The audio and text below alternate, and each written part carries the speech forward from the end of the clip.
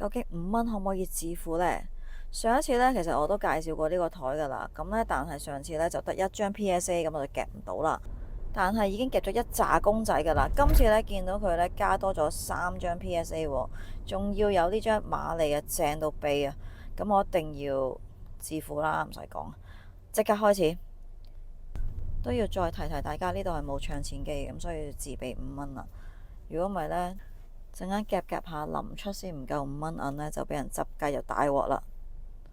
嗱，哇，一掃都差唔多出啦喎，2下啫喎。會啊，10蚊雞搞掂佢。喂，中。佢呢個台呢嘅好處就係佢啲公仔會冧到好高，所以呢，就咁掃下掃下呢，其實都可以掃到好多嘢出嚟嘅。等我今次試下掃埋啲卡出嚟先。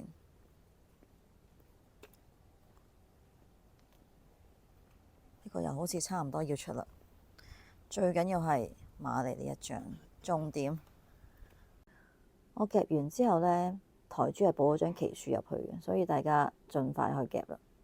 好似後邊嗰張容易啲，等我轉移目標先。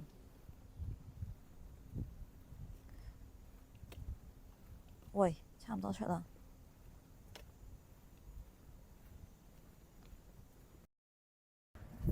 咦，我發覺我好似夾衰咗呢張馬利喎，瞓低咗夾唔返起佢添。唔緊要，轉戰另一個目標，公仔都照殺。夾走咗後邊嗰嚿，可能容易啲夾前面嗰張卡。其實嗰隻迪貴都好容易出嘅，不過今次懶得夾住，留返啲機會俾其他人。上一次我都係咁樣撩下撩下就撩到好多出嚟嘅。見證出貨嘅時刻啊！再掃多嘢，耶！好啦，到戲肉啦。今次仲唔俾我夾到你？